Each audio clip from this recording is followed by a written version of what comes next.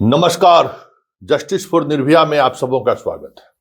और आज हम जस्टिस फॉर निर्भया में सीबीआई के उस अनुसंधान की चर्चा करने जा रहे हैं जो अनुसंधान एसआईटी के अनुसंधान के आसपास आके ठहर से गई है। जी हाँ, एसआईटी इस मामले में 1 महीने के अंतराल में जहां जहां जिस तरीके से अनुसंधान उन्होंने किया और उस अनुसंधान के दौरान जो साक्ष्य का संकलन किया और उस संकलन के बाद जो तस्वीरें उभर कर सामने आई, जो चीजें सामने आई कि कहीं न कहीं इस मामले में परिवार की भूमिका महत्वपूर्ण है। जो कुछ भी निर्भया के साथ हुआ है वो जहानाबाद में हुआ है। अगर गलत हुआ है तो परिवार वाले की जानकारी में है, और गलत करने वाला अगर गलत हुआ है तो परिवार या फिर उनके रिश्तेदार नातेदार में से ही कोई है।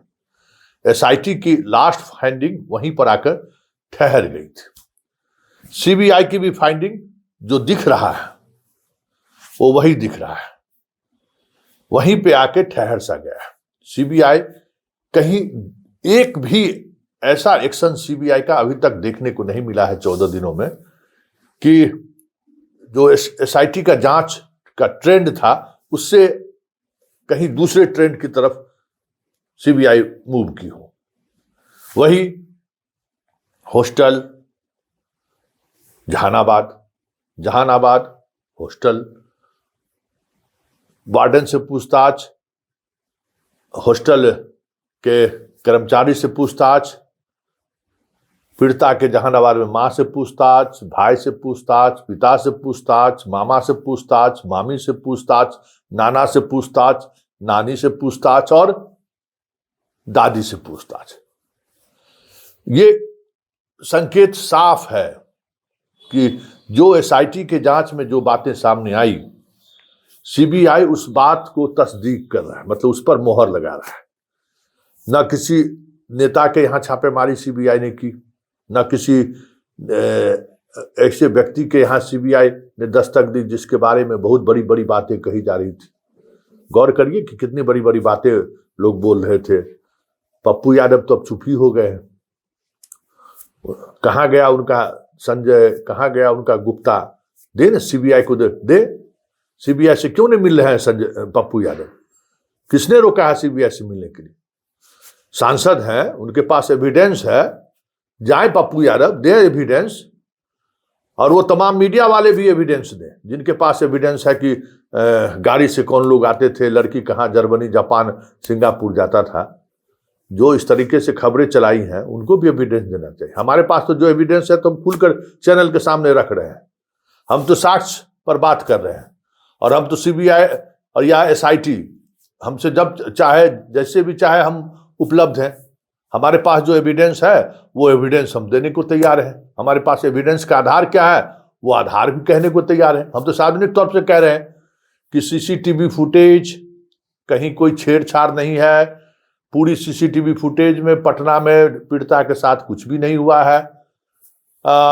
25 तारीख के रात में पीड़िता ने सुबह 3 बजे जो पिता को फोन कॉल किया है, उस फोन कॉल के बाद पिता का सुबह सुबह आना, साथ ले जाना और फिर 5 तारीख को वापस आना, इसी बीच में जो कुछ भी घटना घटित हुई है। हम कह रहे हैं, हम सार्वजनिक तौर पर कह रहे हैं, हमने तो डे फर्स्ट से यही बात कह रहे हैं। इसके अलावा न मेरे पास कोई ऐसा साक्ष्य है, न हम ये दावे के साथ कह रहे हैं कि भाई निर्भया के साथ जो कुछ भी हुआ है उसमें गुनाहगार कौन है। हम तो सिर्फ परिस्थिति जन साक्ष्य की चर्चा कर रहे हैं कि परिस्थिति जन साक्ष्य क्या है और वो साक्ष्य क्या संकेत दे रहा है। जो पप्पू यादव हो, चाहे क्या नाम है, दास साहब, दास बिंदास, कहाँ खोए हुए? नीतीश कुमार का बेटा अगर इस मामले में है तो देना एविडेंस भाई। सीबीआई तो इस तरीके के एविडेंस को वो लोग आराम से लेते हैं, बात भी करते हैं। आप अपनी बात रखिए। पप्पू यादव काहे पटना आना छोड़ दिए हैं? पूर्णिया में जमे हुए हैं, उधर से अभी तो लोकसभा का सत्र भी नहीं चल रहा है। आइए यहाँ बात करिए, यहाँ सीबीआई को दीजिए। किसने रोका पप्पू यादव को सीबीआई से को एविडेंस देने पर? किसी ने रोका क्या? लेकिन सब कुछ सियासत कर रहे थे, सब सियासत के साथ चीजों को लेकर चल रहे थे। हाँ, बात अस्पताल की करिए। हमारी बात हुई सीबीआई की जांच करने में जो पदाधिकारी लोग शामिल रहे हैं इससे पूर्व के, उनसे हमने बात की कि भाई अस्पताल पर जो आरोप लग रहा है उसकी सीबीआई को जांच करनी चाहिए। तो उन्होंने कहा कि नहीं, अस्पताल जो इलाज किया है उसका एक उन्होंने प्रोटोकॉल दिया है, अब कोर्ट तय करे, सीबीआई तय नहीं करेगी कि इलाज में लापरवाही उन्होंने बरता है, क्योंकि ये सीबीआई के डोमेन से बाहर की बात है। ये जो मेडिकल काउंसिल ऑफ इंडिया है या फिर इलाज को लेकर अगर कोई त्रुटि हुई है तो उनके माँ पिताजी जाएं वहां, दें, जो उसकी उनका अपना संस्थान है, उनका लाइसेंस रद्द होगा अगर गलत ट्रीटमेंट किए होंगे तो। क्राइम, बलात्कार नहीं हुआ है ना अस्पताल में, लड़की के साथ बलात्कार अस्पताल में नहीं हुआ है, लड़की के साथ कोई आपराधिक कृत्य नहीं हुआ है जो सीबीआई अस्पताल पर जांच करे। लापरवाही हुई है इलाज में, जो कह रहे हैं लोग, जहर का सुई दे दिया ये लोग कह रहे हैं, लेकिन जो कह क्या रहे हैं, जो ट्रीटमेंट का जो चार्ट है उसके आधार पर कह रहे हैं, और कोई आधार नहीं है ना, तो वो चीज तो अंकित है। लाइन ऑफ ट्रीटमेंट क्या नाम है, प्रभात मेमोरियल अस्पताल ने किस तरीके से लाइन ऑफ ट्रीटमेंट में किया है वो तो अंकित है।